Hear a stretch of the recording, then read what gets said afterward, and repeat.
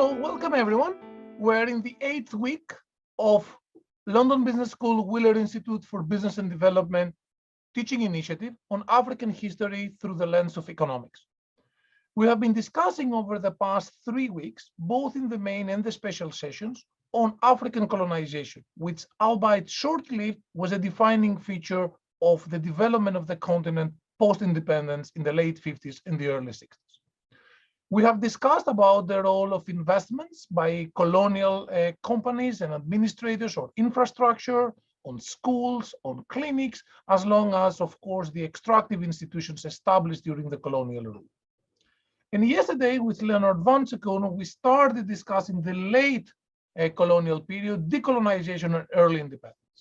So today, we will continue our discussion about colonization in Africa, zooming into the role of the colonial administration, its structure, its operation, how it interacted with pre-colonial political structures, an issue that we touched with Stelios back in lecture 3. And we will also zoom at the role of the tax system set up by the European powers that tended to have lasting impacts on the development of the colonies.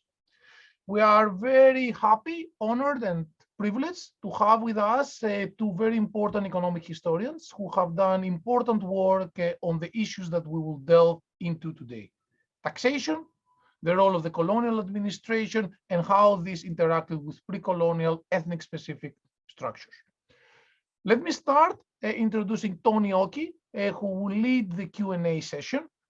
As always, please start sending us questions that Tony will collect, will amalgate, and will pose to our two guests, Jutta and Lee. So Tony is a PhD in economics and a Kennedy Scholar at Harvard University in Massachusetts, United States.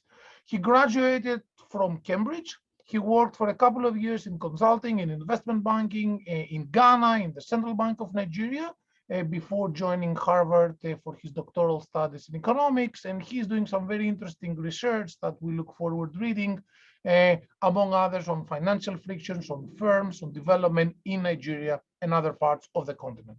Tony, thanks big time for your participation.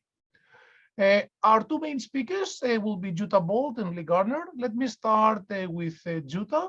Jutta is a professor of global economic history at Lund University and the University of Groningen. Jutta has done very interesting work on the intersection of colonization and pre-colonial structures, both taking an African-wide viewpoint, but also zooming in some very fascinating cases, for example, Ghana, Botswana, Zimbabwe, Nigeria. And she will discuss mostly about colonial administrative structures. Lee Gardner is a professor of economic history at the London School of Economics and Political Science. Lee is a leading figure of new economic history research in Africa. She has written an important book, that's my first book of hers I read, on taxation systems during colonization. She has also done some interesting work on measurement of output and development across mostly British colonial Africa, and she has also done work zooming into particular countries, for example, Liberia. So Lee and Jutta, thanks big time for taking the time and being with us. To our guests and friends joining us from across the world, please start sending us questions. We'll try to address some of them live, but then Tony will collect and pose them at Jutta and Lee in the end. And we have allocated, as always, a considerable portion of time for the Q&A. So my understanding is that Jutta will go first. So Jutta, the floor is yours. Thanks again for joining us, and thank you all for joining us. Thank you very much, Elias, for this very nice introduction. Let me start by sharing my slides. Lee, can you just confirm that you can see my slides? Yes, I can. Thanks very much. So thanks again, Elias, for this nice introduction and for organizing this exciting course and for inviting us to participate in it by presenting some of our research. The work that I'll be presenting today is joint work with, first of all, my friend and colleague Lee, and additionally still ongoing work that the two of us are doing together with Jennifer Kohler, Jack Payne, and James Robinson. Our work takes its point of departure in the various strands of literature on the quality and the role of institutions in driving long-run economic development. There's a broad consensus, of course, that institutions are one of the fundamental factors driving long-run growth, along with most prominently geography and culture. Institutions, the rules of the game, how we organize our society, shapes the incentives of all economic actors and therefore has important implications for outcomes.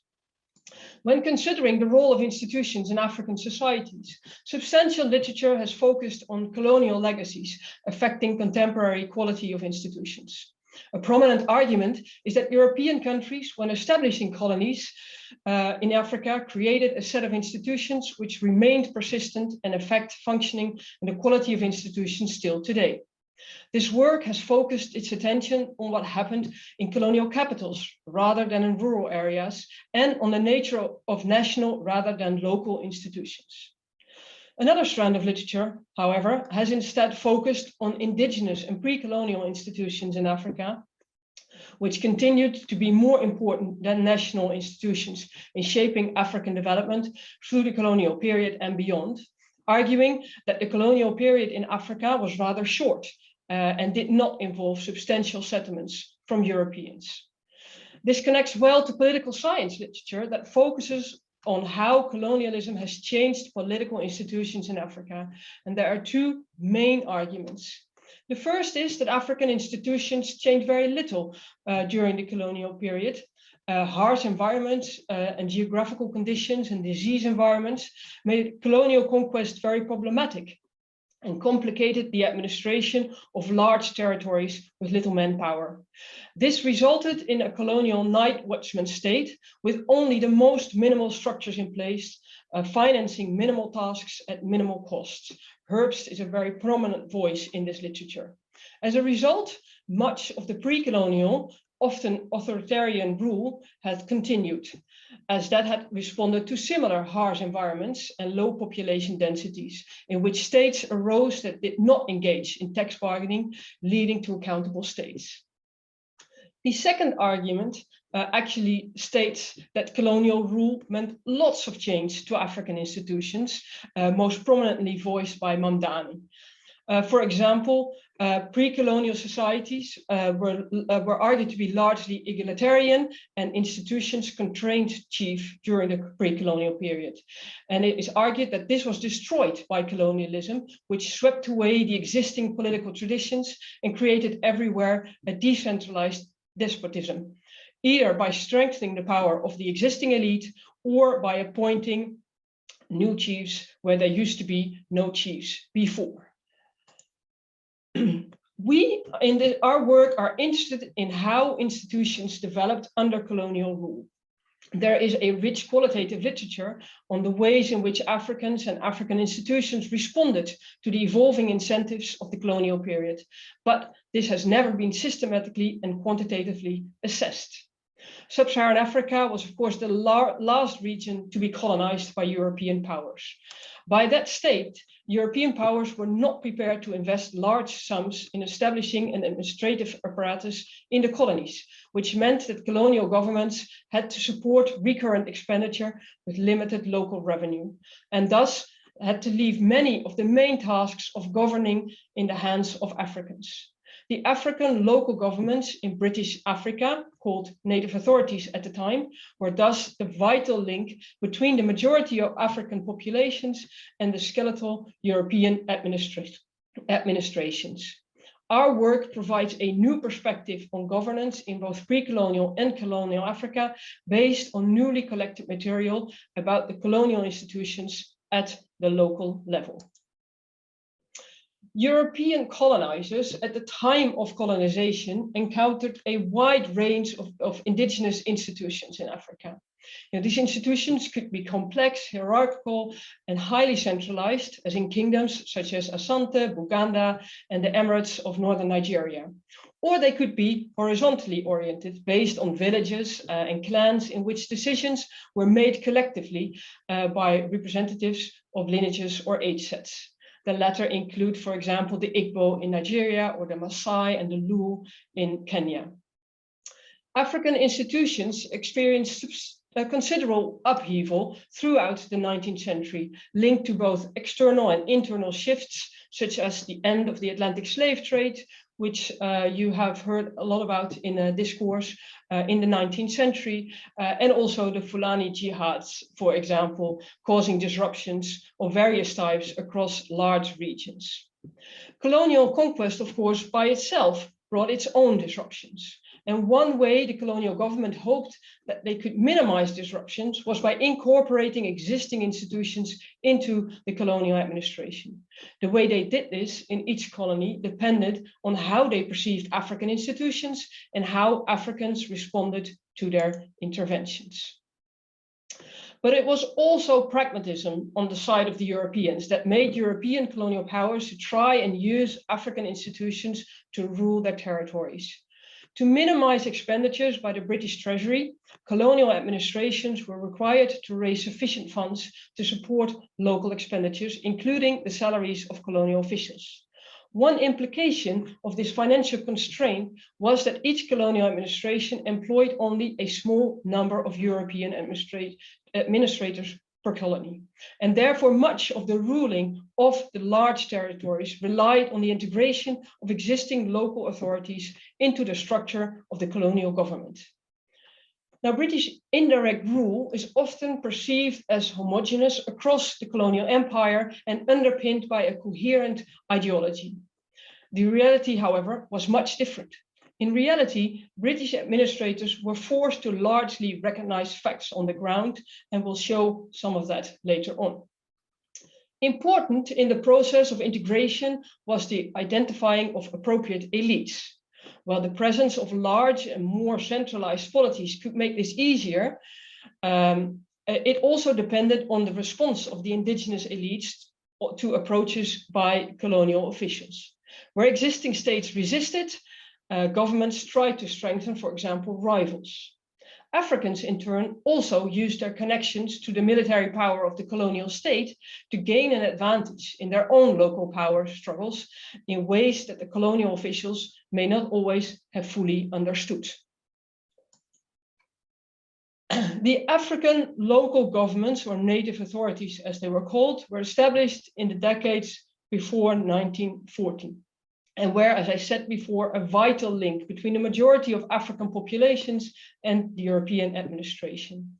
The exact process by which native authorities were established and the degree of power that colonial governments delegated to them differed both within and between colonies. In northern Nigeria, for example, where states were already highly centralized and most of the Fulani aristocracy were willing to cooperate with the British in exchange for political support, Lord Lugard merely placed the British colonial government at the top of the existing hierarchical system. In such cases, the emirs often enjoyed increasing internal authority, even while ceding external power. However, where states resisted British rule, as in the case of Asante, the British government often took steps to strengthen rivals by allocating territorial and political authority. In regions with less identifiable centralized institution, the creation of native authorities was more likely to involve the appointment of chiefs by European district officers than the identification of those with existing legitimacy.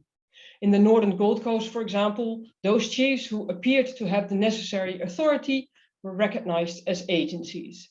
And in Kenya, for example, the village headman ordinance, which made village headmen responsible for law and order in their villages, called for the appointment of said headmen by European officials and gave them power. In response to growing political organization and demand for public services during the interwar period, administrations adopted explicit policies of decentralization, which made the native authorities increasingly important as an executive branch of the government, which involved the establishment of native treasuries, for example, to manage native authority funds, and native authorities were tasked increasingly with maintaining law and order. Treasuries, as I said, were established collecting taxes, providing local public goods, and with the establishment of native courts, native authorities also became responsible for administrating justice. Now, in our research, the way we have obtained information on local governments under British rule is from archival material, but we've also obtained information on the location of governments, these local governments, from various colonial maps, which had become increasingly more detailed as the native authorities became more established. Our sample currently includes 11 former British colonies. We currently do not have a map for Bechuanaland yet. And we've been mapping them using GIS software, which allows us to also obtain geographical information, which sheds light on, for example, spatial and economic inequalities between the different native authorities, in terms of, for example, the presence of cash crops and access to markets and railways. We use these as control variables later on. Now, in our research, we would like to understand how local level governments were organized, were structured.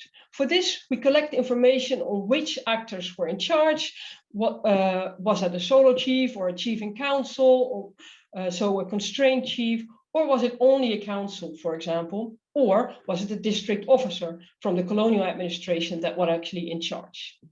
We're also interested in the composition of the council. So who was eligible for each seat, who selected the members of the council, were the members literate, and was there female participation, for example. Our data provides a snapshot of the native authority institutions of the late 1940s using the district level surveys commissioned by Lord Haley for his Africa surveys and the published volumes that resulted from the surveys.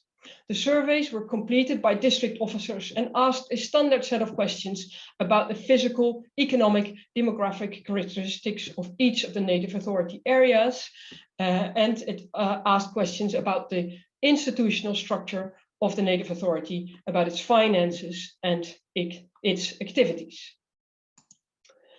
If we summarize the information on the nature of native authority institutions, it is clear that native authority institutions were very heterogeneous. Across the entire sample, most of the native treasuries, native authorities contained a gazetted council, so an officially established council. Roughly 80% of the native treasuries had either a chief in council, a council only, or a federal council. By contrast, having only a solo chief as a native authority was relatively rare, 18% of the total. And most of these cases are actually found in northern Nigeria. And the patterns from this table are striking. Local institutions in British Africa were highly heterogeneous and frequently empowered councils alongside or actually instead of chiefs. These patterns, we think, are striking in contrast to two accepted pieces of wisdom in the literature. First, that indirect rule required largely homogeneous institutions, and second, that these institutions tended to be despotic. Now, shown that councils are prevalent in colonial Africa, now who was on these councils? That's also something that we would like to understand by looking at the composition of the council. We've classified every member of each council into 4 categories. And I show here the results for Nigeria, the Gold Coast, and Kenya, but we have the results for all of the colonies in our sample. So the 4 categories are chief appointed, British appointed, traditional elites, and non-traditional members. We code whether a council has any members of each type and which type of the members was the plurality. Councils were typically dominated by either the traditional elites or by traditional or titled elites.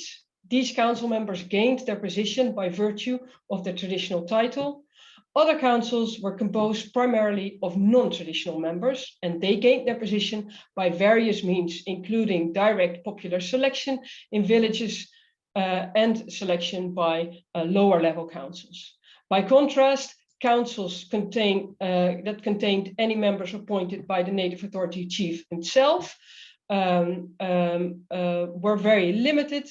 Such members were confined almost exclusively to native authorities without a gazetted council to start with, so in chief-only areas.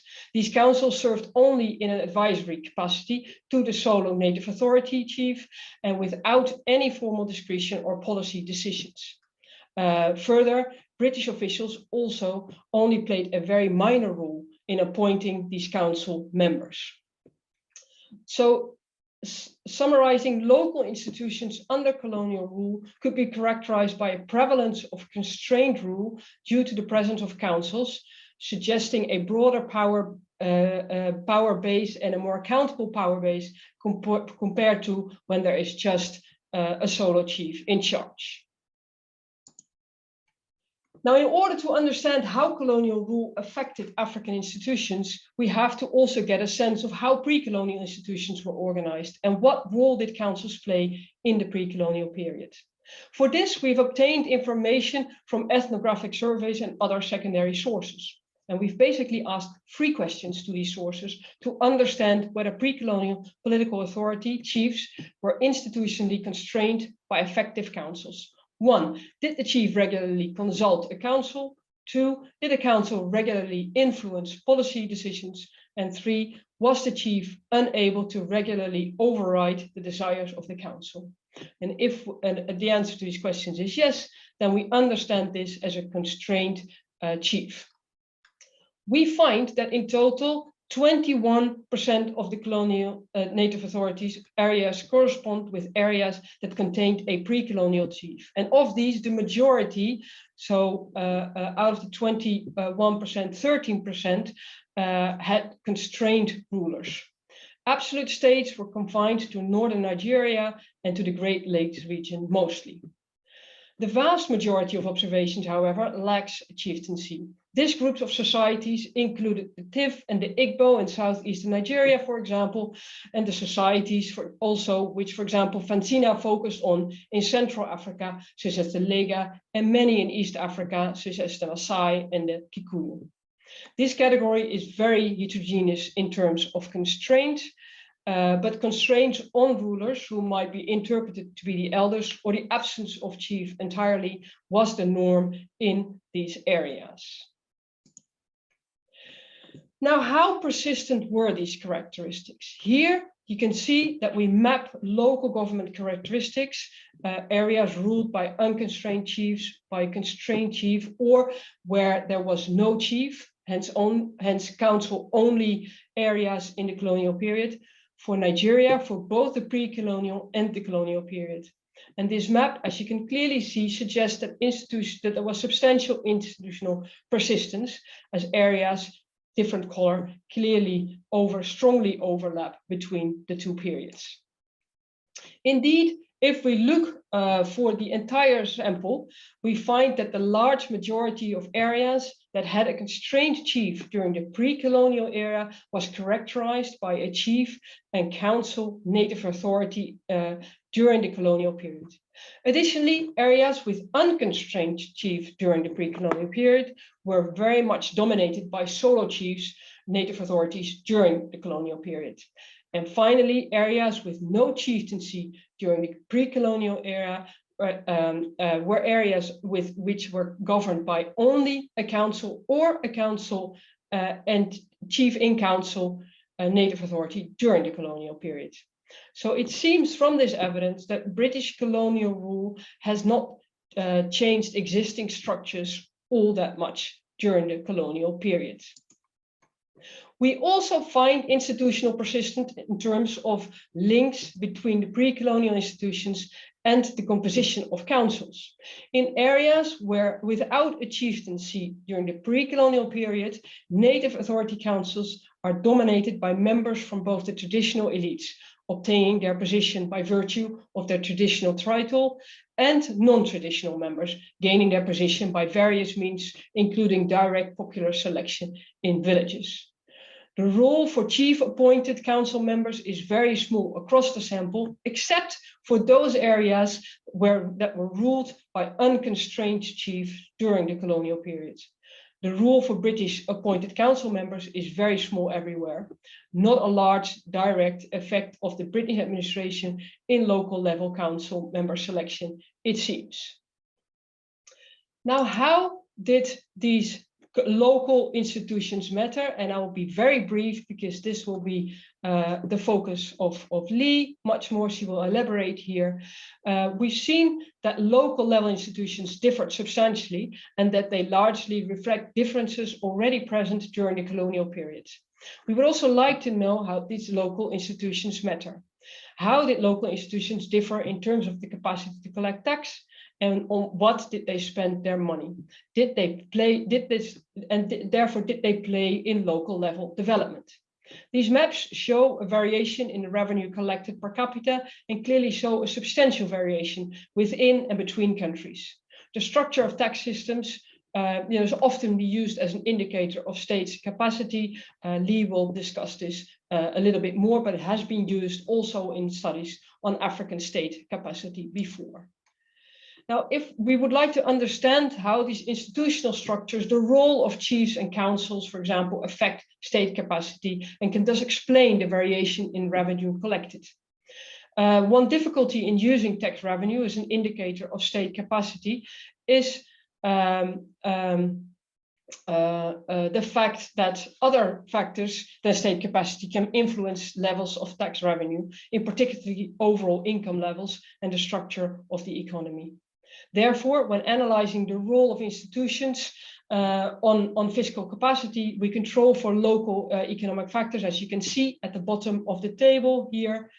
What we find is controlling for those things and also country dummies, that areas that had a chief in place in the native authority, that these areas were able to capture or collect higher tax revenues. Whether the chief is constrained or not does not matter so much, it seems, although the chief and council coefficient is a little bit larger. Additionally, we find that when local government is composed of more chiefs, so the number of chiefs per native authority goes up, that this is negatively associated with state capacity, the capacity to collect taxes. That might be due to coordination issues between different parties, as is often suggested in the political economy literature. This might also be why a chief is important for state capacity. So it might be easier to coordinate with a chief in place. Now, this is my final but last slide. After this, only the conclusions. So finally, we explore the extent to which local institutional qualities affect local spending patterns.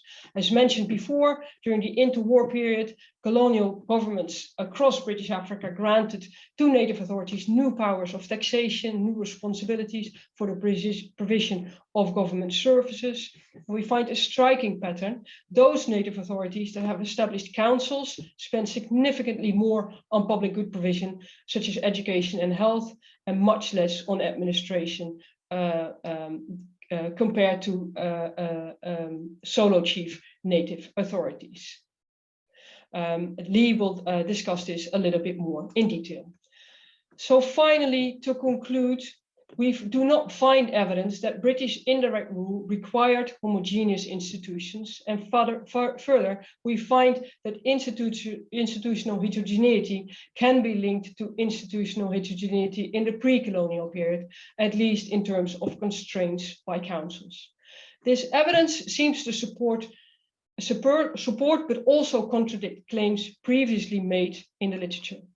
We find that pre-colonial rulers were constrained, as Mamdani argues, but we also find that local colonial African rulers were constrained by councils and therefore largely not despotic, as Mamdani also claims. Thus, as Herbst, we find persistence in institutional quality between the pre-colonial and the colonial period, yet we find very little support for the development of authoritarian rule resulting from harsh conditions and low population densities. Instead, we find the vast majority of chiefs had meaningful councils with real authority, and we find that the presence of a chief in a native authority is positively associated with a capacity to raise taxes, and that when a native authority had an effective council, it tended to spend more of their tax revenues on broad public goods provision.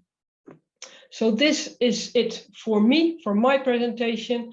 I will now stop sharing my screen and then hand over to Lee, who will now discuss taxation under colonial rule.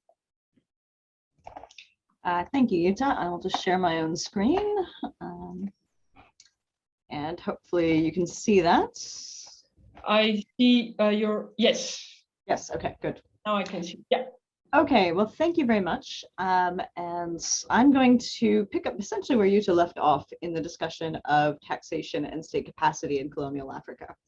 Now, colonial tax systems have been the subject of quite a substantial literature in recent decades, in part reflecting a kind of focus in literature on global economic history, which uses tax revenue as a sort of indicator of state capacity. So the idea being that states can raise more taxes, also have the capacity to do other things.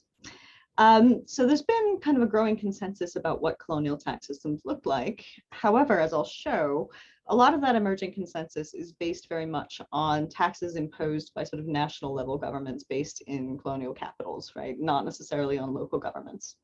And when you add local governments into the picture, it raises slightly different questions. So if what you're interested in is the capacity of the central governments, then it makes sense to look at their revenue only. However, if you're a taxpayer, it may not matter so much whether the tax you're paying is going to a local government or a national government. And so when we include local governments, we get a better kind of image of what life was like for a taxpayer. And also thinking about how the process of decentralization that Jutta mentioned, which I'll talk more about, may have contributed to spatial inequalities that remain important in a lot of African countries today. So first, I'm going to say a little bit about why we're interested in taxation. On the face of it, this doesn't seem like a very exciting topic.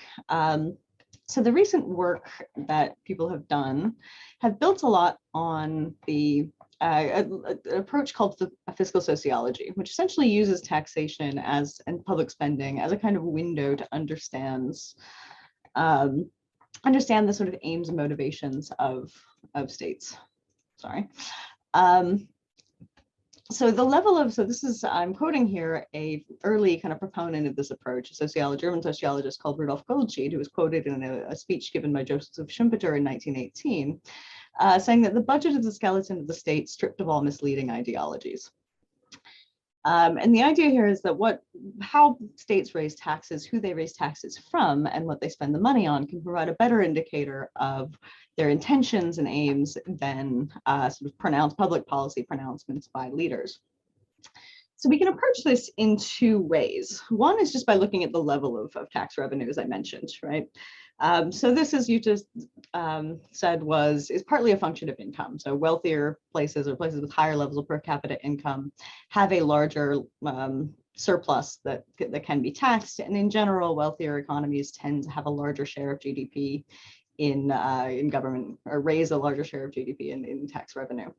However, even kind of holding the level of GDP per capita constant, you often find quite wide variation in the level of tax revenue raised.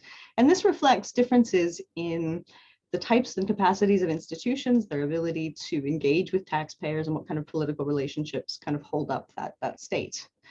So it's linked to a number of things we're interested in as economic historians in tracking African economic development over the long run. We can also think in more detail about where tax revenue comes from, who is taxed and how. So if you imagine a tax collected purely on international trade, collected at a few kind of major trading ports from a very small number of people, that has a very different kind of set of political implications than an income tax collected across the wide majority of taxpayers, right? Which requires cooperation of those taxpayers, at least to some degree, what Margaret Levy referred to as quasi-voluntary consent, and requires some amount of knowledge by the state about what people's incomes are. So it has sort of wider implications about the capacity of the state to know things about the population and the population's willingness to engage with the state by paying their taxes. So I will come back to this later. It also reflects the ability of different groups of taxpayers to resist taxation. Okay, if we move to what taxes look like in colonial Africa, they broadly reflected some of the capacity issues that you've already pointed to, right? So colonial governments in Africa often were relatively small in terms of the number of personnel they employed. They had little or no legitimacy with the local population, and they often had very limited information about the population who was paying taxes. So as a result, taxes on trade were by far the most important revenue source for most colonies in Africa. And ultimately the preferred one. This involved less kind of political confrontation with groups that might be resistant to paying taxation. They were collected, as I said, from a relatively small number of people on easily measurable things, the value of trade, in a relatively kind of constrained geographical space. So what you can see from this chart, and this comes from work by Ewout Frankema and Marloes van Wijnberg, who you heard from earlier in the course. And you can see that on this axis, you have gross public revenue per capita in 1925. And you can see that kind of those colonies that raised more revenue per capita tended to do it largely through tariffs and less so through direct taxes. There's only those places that had relatively low levels of revenue per capita that relied primarily on direct taxes. So this is very much sort of option of last resort for colonial officials, in part because people tended to resist these taxes. And colonial governments were often very afraid of the implications of that resistance. So direct taxes tend to be most important in East and Central Africa, particularly landlocked countries where the value of trade was not high enough to support the expenditures of the colonial government. So they use direct taxes more extensively. Now, the structure of the direct tax matters here. As I said, colonial governments had relatively limited information on taxpayers. Sort of data on even things as basic as the population was relatively shaky. So what they would do is impose flat rate taxes on African men, often sometimes also on women. So this could come in the form of just a flat rate payable by everybody. Now, this is obviously very regressive, so it hits poorer taxpayers harder than wealthier ones. There were various kind of means of adjusting for that, which I've written about elsewhere. So people collecting the tax were empowered to exempt people in whole or in part from paying the tax if they felt they were too poor to pay. This resulted in a lot of kind of side deals and corruption, which became a kind of lingering problem through the colonial period. So you also, within the structure of direct tax, had a separate system imposed on non-African population, Asian European populations. I will talk more about that in a moment. So just to kind of dig into an example here. So this graph gives you sources of tax revenue in Kenya in the interwar period, so from 1924 up to 1938. This is in constant prices, so it eliminates inflation issues. And you can see the largest single revenue earner was still tariffs. So Kenya was a place that relied quite heavily on direct taxation, but the largest source of revenue was still tariffs. It was also, though, as you can see in this graph, during the interwar period, the most vulnerable, or most volatile of revenue sources, and most vulnerable to economic change. So during the interwar period, you have frequent shifts in the value of trade, particularly in the prices of commodities traded. And because tariffs were assessed as a percentage of that value, when prices declined and trade declines, you also saw fairly steep declines in revenue from tariffs. Now, this presented a pretty serious institutional challenge for colonial states who were trying to sort of make expenditure plans and draw up budgets when revenue could drop that quickly. And this is a problem faced across the board. So the second most important was direct tax. You can see the sort of cross-hatched line here is all direct tax. And this bottom line was just barely below it, is specifically direct taxes imposed on the majority of the population, on the African population. So you can see that this is most of the revenue from direct taxation for most of the period until at the very end when you get the introduction of an income tax, which I'll come back to later, that was imposed more broadly. But for most of the period, the African population paid the vast majority of the direct tax, which was one of the more important and also one of the more stable sources of revenue. So in these periods where you have downturns, the colonial government relied even more heavily on African taxpayers to support expenditure. So there were efforts to tax non-African populations in places that had them. So Kenya famously had fairly substantial populations of both European and Asian settlers. who were taxed in a sort of separate structure to Africans, and often not very successfully. So this is a good example of where you have groups of taxpayers who managed to pretty effectively resist taxation for a long time. So this just gives you a timeline of the Kenyan colonial administration's efforts to tax the non-African population. In 1912, they introduced what's called the non-native poll tax, which was at a slightly higher rate, or at a higher rate than the poll tax imposed on Africans. There's several attempts to impose an income tax through the interwar period. So there's quite a lot of political controversy in Kenya and in Britain about effectively the fact that non-African taxpayers are not really paying their way. So there's various attempts to address that, but these are always met by very organized protests by the settler community. So in 1920, the Kenyan colonial administration passes an income tax ordinance, which was very explicitly targeted at European settlers. The settlers protested and effectively just refused to pay it. They kind of all banded together and very little money came in. You can see 58,000 pounds out of the 300 or so thousand pounds that were assessed. In 1927, they added a sort of additional tax. Again, there was widespread resistance to that and relatively limited punishments for non-payment. Again, there's another attempt to impose an income tax in 1932, but abandoned again. Again, the settlers sort of banded together and refused to pay. And then you have finally in 1936 an income tax and a higher non-native poll tax were in fact implemented. But you can see through this period in the early 20th century that revenue from the kind of non-African population, direct taxes to the non-African population, is a very tiny share of total revenue throughout that period, which, given differences in level of income, is a subject that comes up again and again in the sort of politics of not just Kenya, but the other settler colonies as well. So one of the places where colonies differed a lot was in the share of total revenue they received from African direct taxes. So how much they relied, in other words, on this sort of very regressive flat rate tax. So this just gives some comparative data collected by Lord Haley on how much of a contribution these taxes made to total government revenue. You can see there's quite a lot of variation. So as I said, East and Central Africa tend to be higher on this metric. It tends to decline over time as other sources of income, like income taxes, which were imposed on both individuals and companies, were developed a bit further. And the rates tended to remain fairly flat. But there's a lot of variation here. One notable absentee from this list is Gold Coast, today Ghana, which is quite famous within this literature for not having imposed one of these direct taxes, as sort of the Hutter poll tax, on the African population.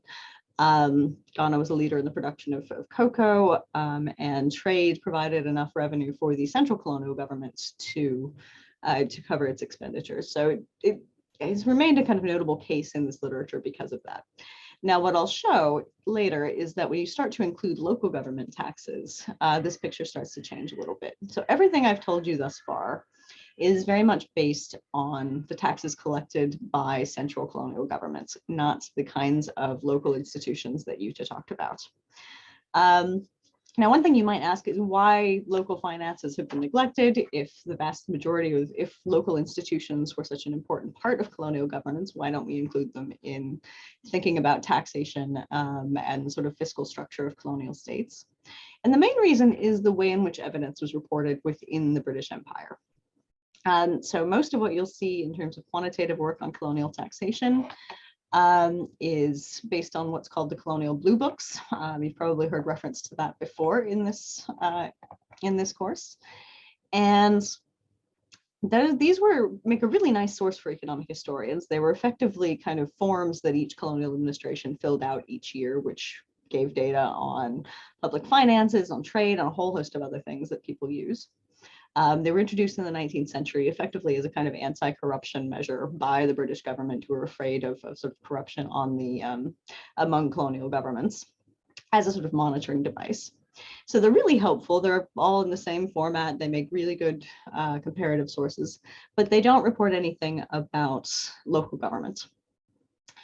So this tends to be much more sporadic and formatted differently in each colony. So it's a bit more difficult to collect information on it to add local governments into this picture. So what do we rely on? Instead, we have kind of different types of sources from individual colonies. Often before the 1940s, you get information on local finances reported kind of sporadically in provincial or district annual reports. From the 1940s, it becomes a little bit more, as you get this process of decentralization, they get a little bit more rigorous about reporting this. But it's often only kept internally. It's not necessarily reported to London. And you get these sort of one-off reports like the Haley survey that Jutta mentioned, where we get most of our data. Okay, so what we find when we collect information on local government finances is that local taxes are often a mirror image of colonial administration taxes, the sort of central taxes I talked about. So if you look, for example, at the contrast between Kenya and the Gold Coast, so remember in national terms, Kenya raised much more revenue from direct tax than the Gold Coast, which ostensibly raised none. If you look at this at the local level, you see that direct tax revenue per capita raised by local administrations in the Gold Coast is actually higher than Kenya, which implies that if you're a taxpayer in the Gold Coast, it's not so much that you're not paying direct tax, you're paying it to a different level of government. So you're paying it to local native authorities as opposed to the central government, which is where it's going in Kenya. So this gives you a very different picture of, or a different set of questions about not so much why the Gold Coast didn't levy a direct tax, but why it devolved that power entirely to local governments and what that was expected to do. So you can see here in a kind of outline of where local governments got their money in other colonies beyond Kenya and the Gold Coast. This looks very similar. So the most important source were these sort of local rates, which were very much like the poll taxes I talked about at national level. You then have kind of fees for use of courts and other kind of local services. There's sometimes grants from the central government and sort of money raised through resource royalties of various kinds. But the kind of local rates of direct tax tends to be the most important. Now, what drives this sort of push for decentralization is in part demands coming up from taxpayers about how this revenue is spent. So this starts to happen really in the kind of interwar period in the 1920s and 30s. This is a period of enormous economic upheaval for Africans and a period of fiscal difficulties for the colonial states. So you start to get kind of an organization of political opposition, some of which Leonard Wanchafon talked about yesterday, pressing for a kind of more equitable distribution of these public resources. So this is a quote from one of these groups called the Kavirondo Taxpayers Welfare Association from Kenya. And this was submitted to a financial commissioner hired by the colonial state in 1935. And they say, they complain about what's hardest on them, that they collect a certain amount of taxation every year in this province. In Hut and Poll tax, every year this money goes out and doesn't really come back to help us. So what they're asking for at this point is not so much kind of fully political independence, but what they're asking is for greater control over their own resources. And based on this demand, or this expanding demands, you start to see some changes in the ways in which public spending is organized in the colonies. So just to kind of backtrack a little bit to the way this was done in the early colonial period. This gives public spending in Kenya. Other colonies would look very similar to this. And you can see in the very early part of the colonial period, these two categories, administration and military police expenditure, were by far the largest. So this is basically the kind of cost of conquest, if you like, plus the salaries of British colonial officials. Now, across all European empires, I've talked mostly about the British Empire, but across all European empires, European salaries were really high in local terms, so they absorbed quite a large share of tax revenue. As you start to get beyond the sort of immediate phase, investments in infrastructure start to become a major target for expenditure. So that was sort of, if you think about what colonial development policy, as it were, looked like in the early colonial period, the idea was basically to build infrastructure, primarily railways, and promote the development of export production. That was essentially what they meant by colonial development. What you're starting to get in the interwar period from the kind of voices of groups like the Kavirondo Taxpayers Welfare Association and others very much like it, is saying that if we're paying taxes, we want a greater range of services. We want investment in things like education, healthcare, and social services that in the older model, you can see this is the line here for social services, absorbed a very, very small portion of the budget. And this reflects this sort of shift. You can see the shift happening, not just at the level of kind of demand coming up from colonial taxpayers, but also kind of at the level of the British government as well. So just to give a couple of quick examples, you have a shift in what are called kind of colonial development acts passed over this period. So in 1929, the British Parliament passes what's called the Colonial Development Act, which was sort of passed in recognition of these demands for greater services, greater public investment. However, it very much reflected this older understanding of what development meant. So the Colonial Development Act established a fund for colonial development projects. It allowed colonial administrations to submit applications for grants from this fund. But it was very restrictive on what it would pay for. So primarily it would only pay for infrastructure projects. And it required that any equipment needed for those infrastructure projects be purchased in Britain. So a lot of people think it was less about colonial development and more about kind of using colonial funds to assist British industry in a time that was quite difficult during the beginning of the Great Depression. By 1939, you get very much a change not only in rhetoric, but also in the scope of the law. So in 1939, they passed the Colonial Development and Welfare Act. So the change of name is notable here. And it was sort of on the same structure in that it established a fund for colonial governments to apply for projects, but it eliminated the requirement of purchasing equipment from Britain. And it also expanded the scope of schemes to include things like research into agriculture, provision of social services, medical care, some degree education as well.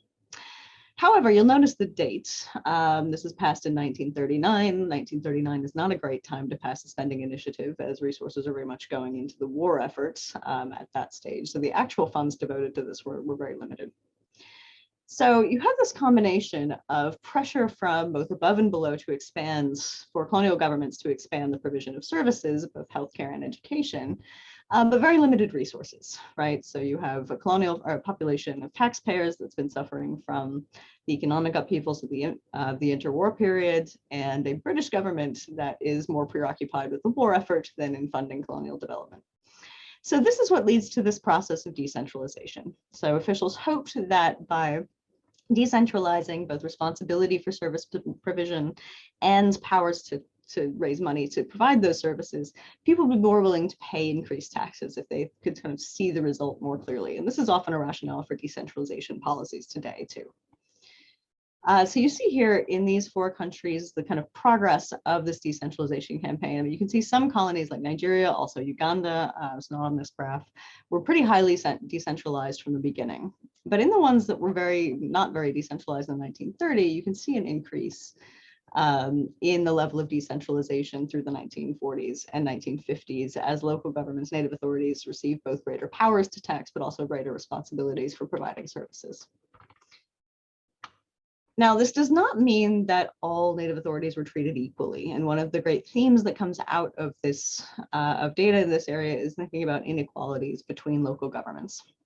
So colonial governments were pretty explicit in granting different kinds of fiscal powers to what they perceived as different types of native authorities. So in Nigeria, they actually divided them into categories, what they called organized and unorganized. And those native authorities classified as organized had greater powers over their own budgets, greater powers to raise taxes, and also a wider range of services they could offer.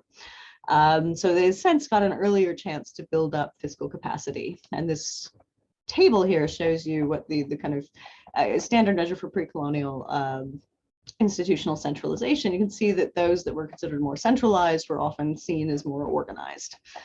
So there's a clear link between how colonial governments perceive pre-colonial or indigenous institutions and the kinds of fiscal powers they give to colonial era local governments.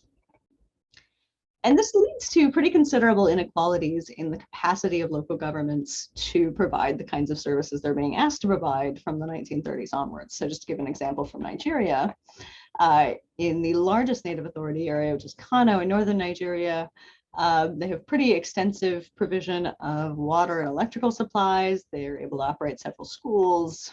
They operate a hospital plus village dispensaries. In the smallest one,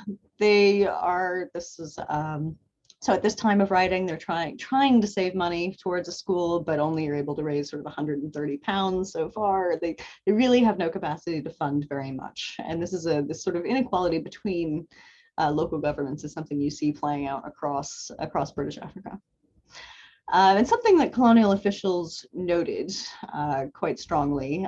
So in this 1948 report by the Kenyan colonial governments, you see a description of the distressing feature is the lack of uniformity in the rate of progress between what they call the semi-sophisticated and backward tribes in the colony. This is very much colonial language, but it's referring to real practical differences in the resources available to these local governments. So just to give an example from the Gold Coast, this map shows per capita education spending, and you can see there's a really big difference between these sort of wealthier Asante areas and either the Northern Territories or these smaller administrations on the coast. So the kinds of services being provided to people at a local level really vary a lot depending on the resources of these local governments. And this is partly what feeds into this data that Jutta already showed you on the structure of Native authorities and public spending. So in part, smaller kind of lower capacity Native authorities were only able to, or spent a lot more of their money on administration, and where they had a council, they spent less. They were kind of focused more on providing public goods. So there's an interesting story about taxpayer voice and accountability at the local level that then contributes to this wider story about inequality. So just to conclude briefly, I hope I've been able to show you that we're interested in taxation because it provides a window into the kind of wider structures of political and economic institutions that made up the colonial state in Africa. Tax systems were the result of a combination of both the economic resources available and the types of pre-colonial institutions and how they interacted with colonial governments. Direct taxation was important everywhere, but there were different decisions about which layer of government to dedicate it to. So bringing local governments into this picture provides you with a kind of different perspective on how colonial tax systems worked and the ways in which they compounded existing local inequalities. So thank you very much, and I will hand over to Tony. Thank you both for your presentations, and thank you to everyone too for their questions. So we have quite a lot of questions in the Q&A, but I'll try to get through as many as I can. And some of them are addressed to each of you individually, but others will be for both of you to answer. I think the first question that has come up a number of times is, both of you have presented the impacts of whether it's the native authority system or taxation on public expenditure or outcomes in the colonial period. I'm curious if there's any evidence of how that translates to what we see today, whether that's in terms of the system of government, whether that's in terms of economic outcomes or levels of education, or even perceptions of corruption of government. How have these historical trends translated into what we see today? I think I'd be interested to hear your perspectives from both of you. All right. Shall I go firstly? Yeah. Okay. So this is also ongoing research. Thanks first of all for this question. I think it's very relevant. We've been addressing this a little bit in a number of ways, but it's still very exploratory. One of the things that we've looked at is how persistent are these native authority level sort of boundaries, sort of the geographical sort of persistence in this, and we actually see a very persistent link between the areas or the boundaries of native authorities during the colonial period and local level governments today. So that is one way in which this colonial period sort of affects long-term outcomes. Further, we have assessed the link between native authorities, structures and locations and contemporary outcomes measured by light density, so light density, and we see for certain areas we see quite a strong link between areas that we're able to tax more capable as that using that indicator and more light today, but that is not a persistent pattern across all of the colonies that we have in our sample. But this is definitely something that we'd like to explore, also using, for example, education and healthcare outcomes that we can also obtain at the local level. Lee, maybe you want to add here? Yeah, no, I think the main, well, there's two things I would point to. One is just the kind of the high levels of spatial inequality that you see in a lot of African countries today. It's one of the, in terms of spatial inequality, has one of the most unequal regions in the world.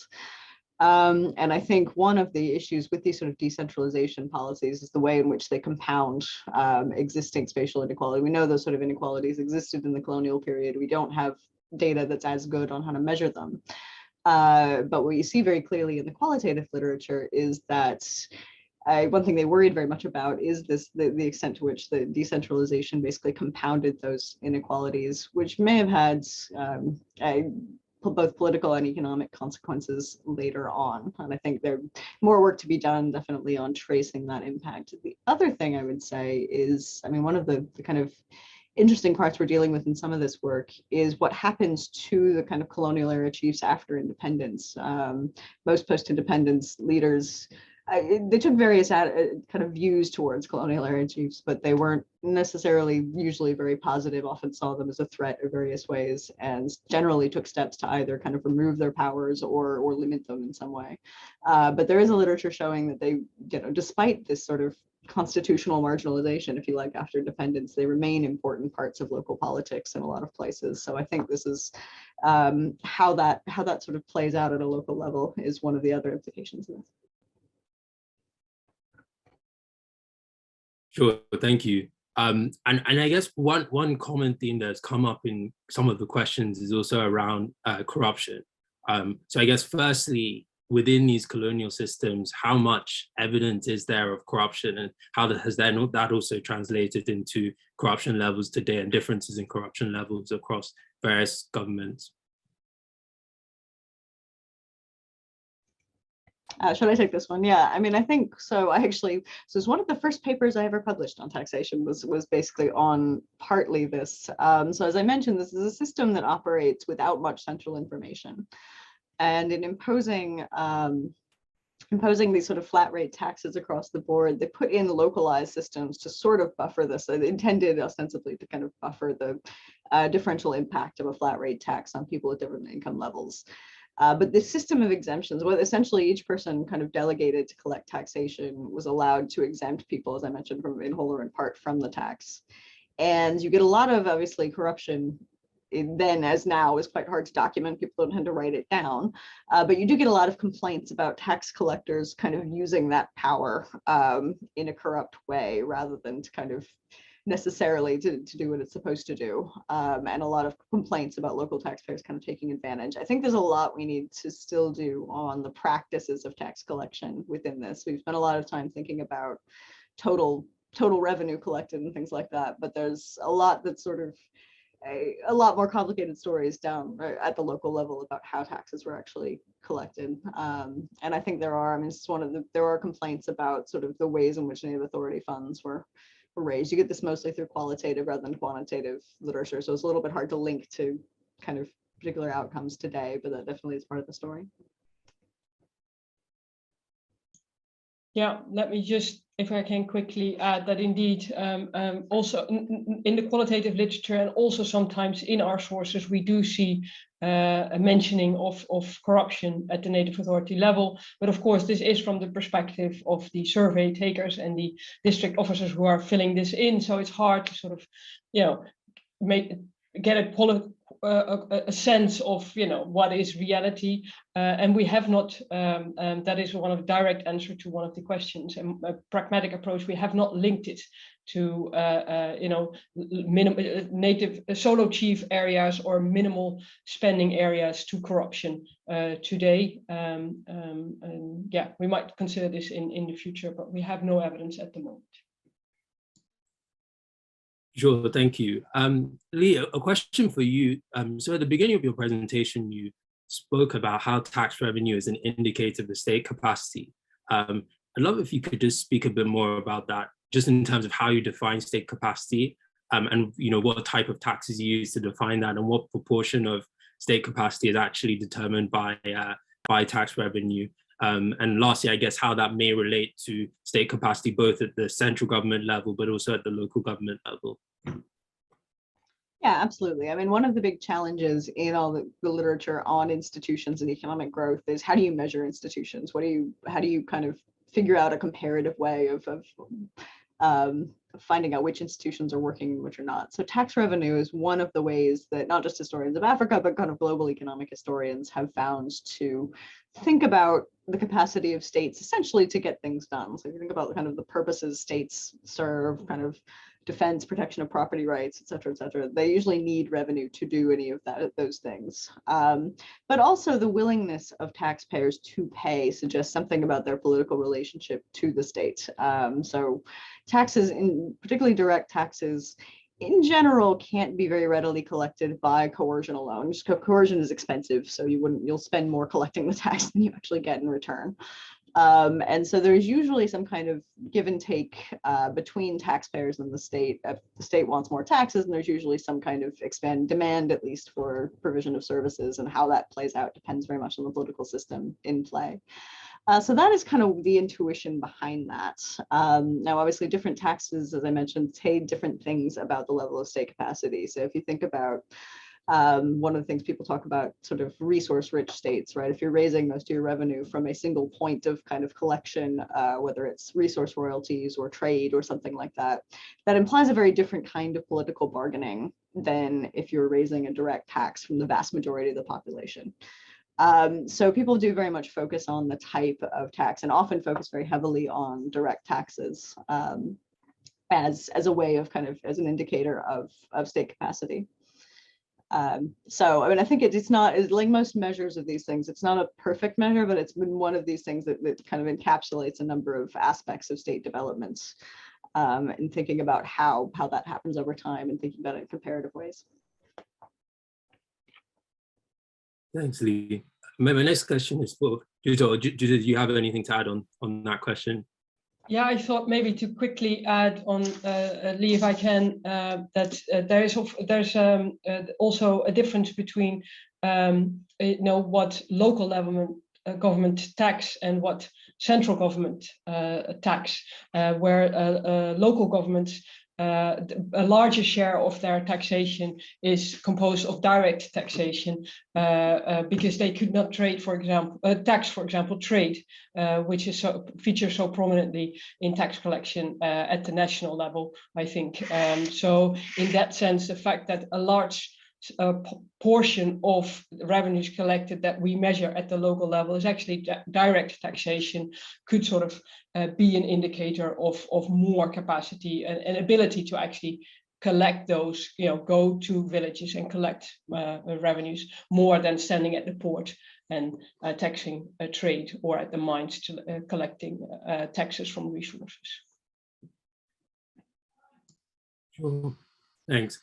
And Julia, what role do you think slavery may have played in forming the established native pre-colonial African leadership? I'm curious if you have any thoughts on that and how that interacts with your own research findings. Yeah, this is an interesting but very complicated question, of course, to answer. It's very clear, of course, that if we look at West Africa, that the transatlantic slave trade created caused great upheaval also of indigenous institutional structures, and therefore this has played a role of in determining existing or that I've called pre-colonial indigenous institutions that we are measuring through secondary sources and ethnographic surveys. So in that sense, they might not be representative of what was in place prior to the slave trade.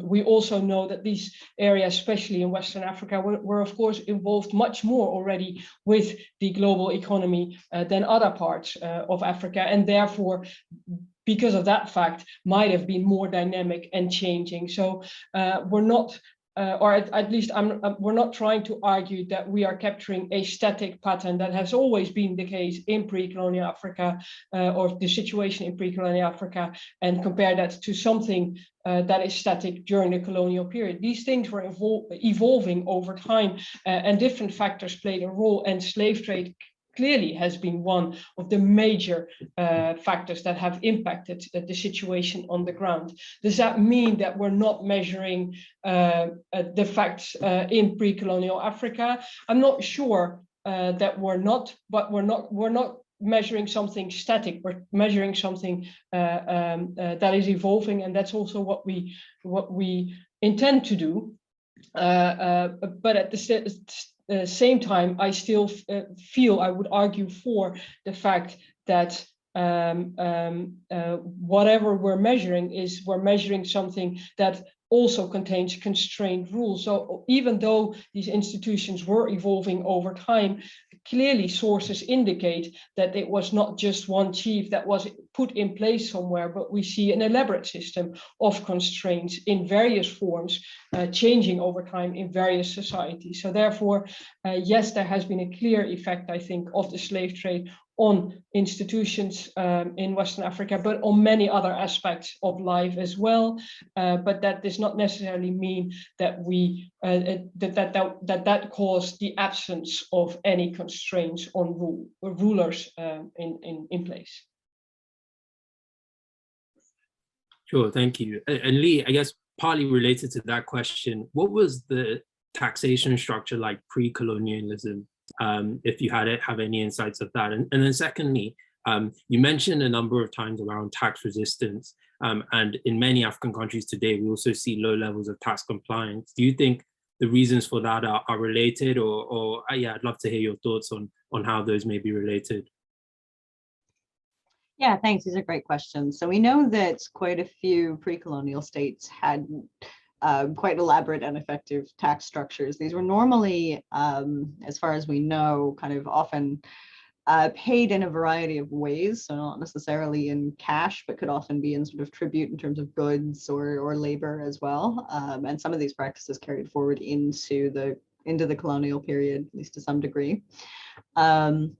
And they were often assessed kind of on a sort of communal rather than individual basis, right? So if you had a village that was associated, or a kind of community that was associated with a more powerful one, you'd have some kind of collective tribute going to that central state rather than kind of an individually based tax structure. And there's interesting stories about the kind of adaptation of that under colonial rule. And I think sometimes we know, sometimes what they say in colonial records is we know from other sources is not necessarily exactly the way it happened. So there's a nice story from northern Kenya, where at that point the main tax that was in place was called a hut tax, which is a tax on African dwellings. That's what they called it.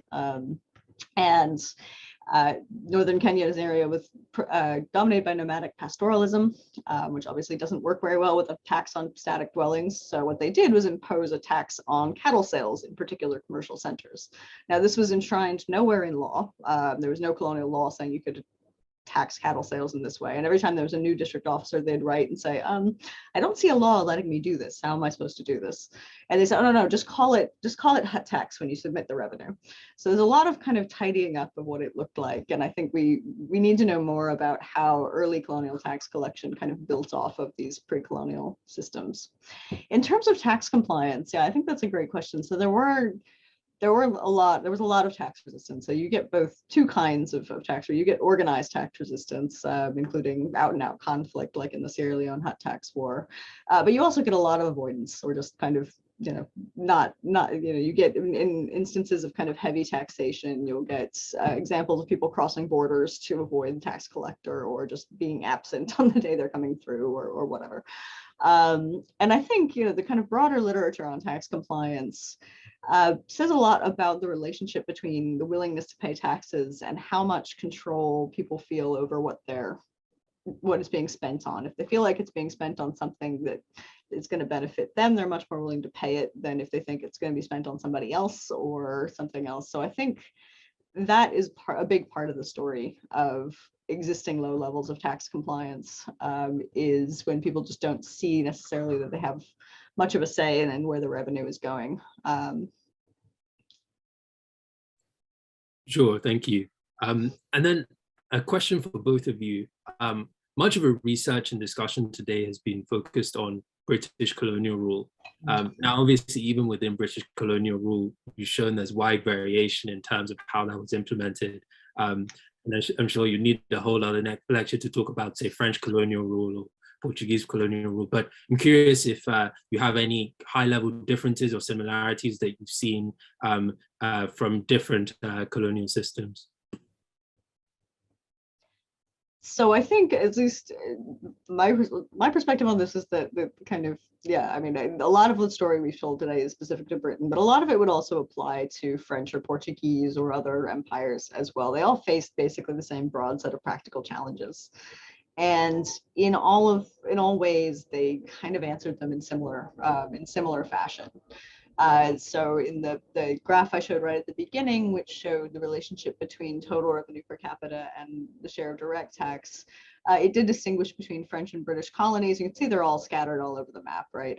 It was very much, the structure of taxation was very much more determined by local economic resources, the volume of trade, et cetera, than it was by whether a colony was governed by British or French colonial administrators.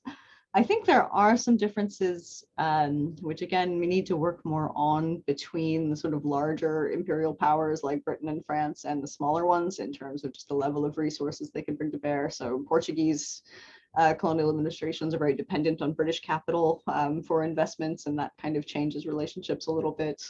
But in terms of the kinds of things we're talking about, I think it's very much circumstances on the ground that shape what colonial officials do, rather than kind of any predetermined set of policies they come in with. They also borrow ideas from each other. So I wrote a book chapter a long time ago looking at Belgian rule in the Congo, and you see a lot of correspondence of basically Belgians kind of writing to British officials saying, what do you do? You know, what policies do you adopt? So I think there's a lot of borrowing between empires as well. Yeah, I think I fully agree. And I think there tends to be the notion in the literature that there's a difference between French and direct colonial rule and British indirect colonial rule. But the fact remains that also the French had very little administrators on the ground, and therefore relied to a great extent on what was there, as Lee already said. So I think that distinction has been perhaps a little bit overemphasized. At the same time, I know that in the literature there is the idea that the French also did redesign some of the local boundaries and local societies and local cantons, basically called, more so than the British, because the British had explicitly were looking for legitimacy, at least in some cases, and the French tended to be less concerned by that. At least that's what the literature would argue, and therefore also appointed more chiefs that did not have authority prior to being appointed by the French. However, I have to admit, we don't have this sort of level of information for the French. We don't have the Haley surveys available for the French colonies, so we haven't sort of assessed this in great detail. But again, let me go back to what Lee also indicated in the beginning, that there had to be a lot of indirect rule working with local institutions in place also in the French colonies, given just the very low number of French administrators on the ground. Great. Thank you to both of you for your presentations and for your questions. Thanks to everyone participating also for their questions. Unfortunately, we're out of time, so I can't ask any more, but I just wanted to hand over to Elias to close the session. Thank you. Dear Lee, dear Judah, thanks big time for such an exciting overview of your research. Let me take a couple of takeaways. So we saw, based on your research, Judah, with Lee and your co-authors, the continuity that we want to stress in this course, things that happened before colonization that we do not have a super good knowledge, and we kindly ask for more research to understand those issues, how they map into the early colonial period and how, they evolved during colonization, which I think is a very interesting result and feature given this teaching initiative. Second, and this comes also from Lee, from your presentation, the need for more research. So Nathan, Stelios, Leonard, and I wouldn't be more happier if we see more and more research on this area. You both stressed the blue books and potentially other sources that we can delve upon. It's becoming increasingly easy to access those data sources and process them, especially because we see more and more people from the continent with local knowledge that can combine those accords prepared by the colonial administration and blended with local knowledge. So I think that's a second takeaway: more research needed that blends history, polyscience, and economics. Thank you both so much for your work and for presenting it to us. Tony, I think you masterfully handled the Q&A. There were a couple of questions that were pending. Our team will try to collect the most important questions, and hopefully early next week, we will release the weekly Q&A where we will address the most important ones raised today and also yesterday with the session with Leonard. So thanks big time for posing those questions. Let me conclude with a couple of administrative notes. Tomorrow is the last day for those of you who want to take a certificate of participation to complete the first assignment, and also for those who are taking this course with this certificate of participation or without, to complete the questionnaire. More than 4,000 friends have completed that. Let me stress for once more how important it is that we get your opinion, your knowledge. Leonard, Stelios, Nathan, and I plan to release a short paper, giving your views and, this experience that aims to decolonize knowledge and pass the baton to the new generation of scholars working on Africa, hopefully like Tony, who I see here. On Friday, our great teaching fellow team will do their 3 recitations, and let me say that they are all super excited and happy to see such a huge interest and participation in the 3 sessions. Now, next week, we will continue our discussion now focusing on late colonization, early post-independence. There is, next week, we will have a couple of twists in our regular schedule. First of all, the main lecture will not take place on Tuesday, but rather on Thursday, because Leonard Vansecon will be delivering the Simon Kuznets lecture at Yale University, a very prestigious yearly lecture, which this year will focus on Africa. And we're all super excited that Leonard has been asked by the Department of Economics at Yale University to deliver this Kuznets talk focusing on Africa. So we will, those of you who will get more details from our team, you will be able to join and listen to Leonard's remarks next Thursday, which is going to be late at night London time, early afternoon Eastern time US. Now, on Wednesday next week, we will have our special session, which effectively will build on the very interesting discussion we've had with Lee, Tony, and Jutta today. And the session will zoom on the role of private concessionary companies. Many of them contributed to the coffers of the colonial administration. In many parts of the continent, they effectively were the conduits of imperial rule. For example, in Leopold's notorious Congo Free State, in contemporary Zimbabwe, also in Liberia and Sierra Leone. So we will have Sarah Lowes, who alongside Eduardo Montero have written a very important paper looking on the practices during King Leopold's rule, and my collaborator and dear friend Giorgio Chiovelli, who will present the approach of a team that we have put together that tries to have a Pan-African mapping of those private concessionary agreements that, to a lesser or greater extent, all colonial powers implemented. And quite interestingly, this seems to be also a paradigm that contemporary African governments are pursuing with the increasing influence of China, but also European and American corporations. So thanks again for your participation. Again, we received so many questions, and it's always great to try to address them. We hope to see you in the recitations on Friday, and next week, and you will receive the weekly update and the weekly Q&A. Judah's and Lee's slides are already posted online, so I urge you to download them and have a look. Also, the videos from last week are already there, and we are super happy that many of you log in and look at the material. Thank you all very much. Tony, Lee, and Judah, for once more, thanks big time for your participation. All of us, we truly appreciate it. Plus, we learned so much from you. Thanks a lot.